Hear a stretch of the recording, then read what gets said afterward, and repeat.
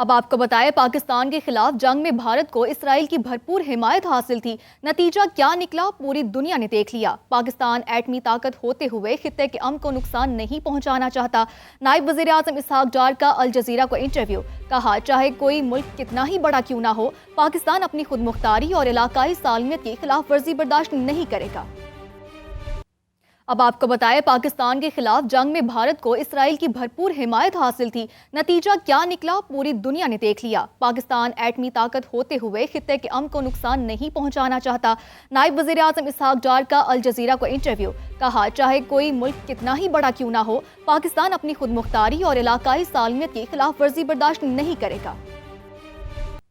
اب آپ کو بتائیں پاکستان کے خلاف جنگ میں بھارت کو اسرائیل کی بھرپور حمایت حاصل تھی۔ نتیجہ کیا نکلا پوری دنیا نے دیکھ لیا۔ پاکستان ایٹمی طاقت ہوتے ہوئے خطے کے امن کو نقصان نہیں پہنچانا چاہتا۔ نائب وزیر اعظم اسحاق ڈار کا الجزیرہ کو انٹرویو، کہا چاہے کوئی ملک کتنا ہی بڑا کیوں نہ ہو۔ عرب اسلامک سمٹ میں پاکستان نے 7 نکاتی تجاویز پیش کر دی۔ وزیر اعظم شہباز شریف کا اسرائیل کے خلاف 2 ٹوک موقف۔ عرب اسلامک ٹاسک فورس قائم کرنے اور سلامتی کونسل سے غزہ میں فوری جنگ بندی کروانے کا مطالبہ کر دیا۔ وزیر اعظم نے کہا پاکستان اقوام متحدہ میں اسرائیلی رکنیت ختم کرنے کے لیے OIC کی کوششوں کی حمایت کرتا ہے۔ فلسطینی عوام کے مسئلے کو 2 ریاستی حل کے سوا کوئی راستہ منظور نہیں۔ اسلامی ممالک کو خاموش رہنے کے بجائے متحد ہو کر بہادری کے ساتھ فوری ایکشن لینا ہوگا۔ Pakistan strongly condemns Israel's reckless and provocative attack on Doha on September 9 that was clearly aimed at sabotaging peace efforts. Pakistan reiterates the following urgent and essential steps. Israel must be held accountable for its war crimes against humanity. Creation of an Arab Islamic task force to adopt effective measures to ward off Israeli expansionist designs. We reiterate the OIC's call to suspend Israel's membership of the United Nations. Member states should actively consider implementing other appropriate measures against Israel. The UN Security Council must urgently demand from Israel under Chapter 7 of the UN Charter an immediate, unconditional and permanent ceasefire, guaranteed, sustained and secure humanitarian access to all civilians in need. We must achieve a just, comprehensive and lasting 2-state solution with creation of an independent state of Palestine with pre-1967 borders and Al-Quds Al-Sharif as its capital. اسرائیل امن کی راہ میں رکاوٹ قرار قطر پر حملہ امن کی کوششوں کو سبوتاژ کرنے کی سازش تھی۔ دوحہ میں عرب اسلامک سمٹ کا اعلامیہ جاری۔ سمٹ میں شریک مختلف ممالک سے اسرائیل کے ساتھ سفارتی اور اقتصادی تعلقات پر نظر ثانی کا مطالبہ کیا گیا۔ خلیج تعاون کونسل نے الگ اعلامیہ میں مشترکہ دفاعی نظام فعال کرنے کا اعلان کیا۔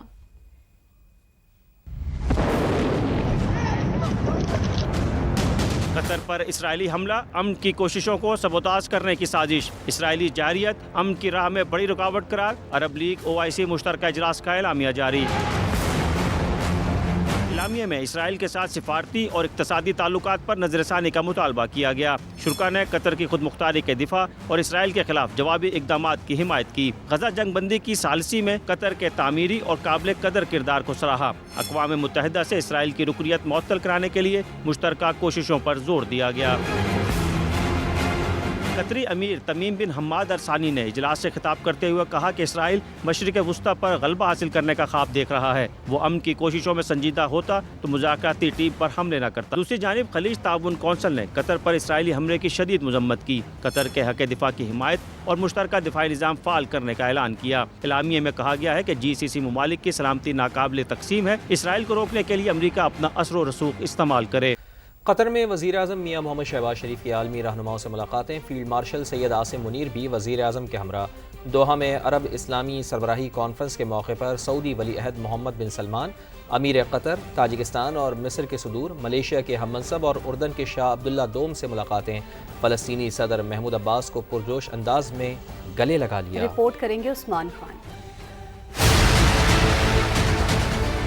قطر کے دارل حکومت دوحہ میں ہنگامی عرب اسلامی سربراہی کانفرنس، وزیر اعظم پاکستان کی متعدد برادر ممالک کے سربراہان سے اہم ملاقاتیں، سعودی ولی عہد محمد بن سلمان سے بیٹھک میں فیلڈ مارشل سید عاصم منیر بھی شریک۔ شہباز شریف نے اسرائیلی جارحیت کی سخت الفاظ میں مذمت کی، مشکل وقت میں مسلم امہ کو متحد کرنے کے لیے سعودی ولی عہد کی مدبرانہ قیادت کو سراہا۔ پاکستان کی جانب سے سلامتی کونسل سمیت تمام عالمی فورمز پر مکمل سفارتی حمایت کا یقین بھی دلایا۔ خادم حرمین شریفین شاہ سلمان بن عبدالعزیز کے لیے نیک خواہشات کا اظہار کیا۔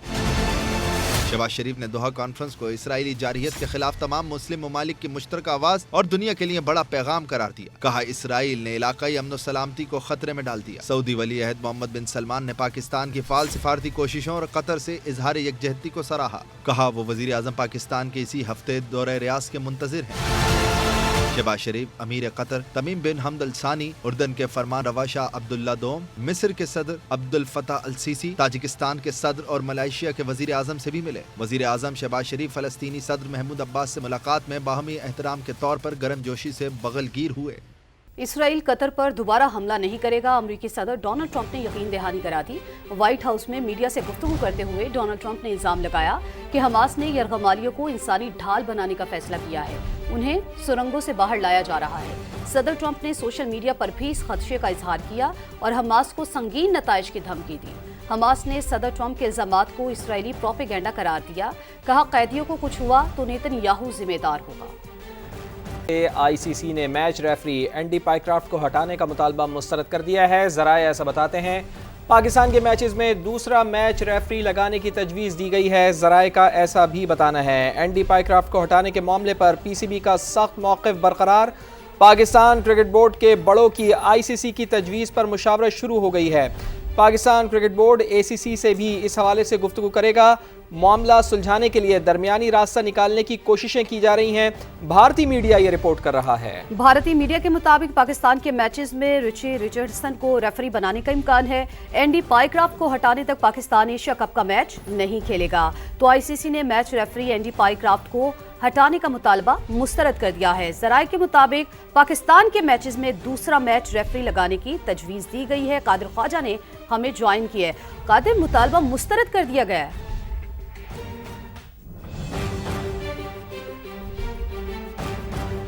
جی بالکل، آئی سی سی کو پاکستان نے کرکٹ بورڈ نے لیٹر لکھا تھا، ایم سی سی کو بھی لیٹر لکھا تھا میچ ریفری اینڈی پائیکرافٹ کے بیہیویئر کی وجہ سے اور جو یک طرفہ ان کے جو فیصلے تھے ان کی وجہ سے۔ سلمان علی آغا کو اینڈی پائیکرافٹ نے یہ ٹاس سے پہلے کہا تھا کہ آپ نے ہینڈ شیک نہیں کرنا، پھر اس کے بعد ان کو بھارتی حکومت اور بھارتی کرکٹ بورڈ کا بھی جو ہے وہ حکم بتایا گیا۔ اس کے بعد پاکستان کرکٹ بورڈ نے سخت موقف اپنایا اور پاکستان کرکٹ بورڈ نے یہ کہا کہ جب تک اینڈی پائیکرافٹ پاکستان جو ہے وہ ایشیا کپ میں اپنے فرائض سر انجام دیں گے، پاکستان ایشیا کپ میں پارٹیسپیٹ نہیں کرے گا۔ پاکستان کرکٹ بورڈ آج بھی اپنے سخت موقف پر قائم ہے، جبکہ پاکستان کرکٹ بورڈ کا جو مطالبہ تھا کہ میچ ریفری اینڈی پائیکرافٹ کو عہدے سے ہٹایا جائے اور ان کی جگہ نیا تعینات کیا جائے، وہ عہدہ جو ہے وہ بھارتی جو کرکٹ ویب سائٹ ہے انہوں نے یہ دعویٰ کیا کہ آئی سی سی نے یہ آفیشیل طور پر ان کو بتایا ہے کہ یہ دعویٰ ان کا یہ مطالبہ مسترد کر دیا گیا ہے اور اس کے بعد جو ہے یہ تجویز پاکستان کرکٹ بورڈ کو دی گئی ہے۔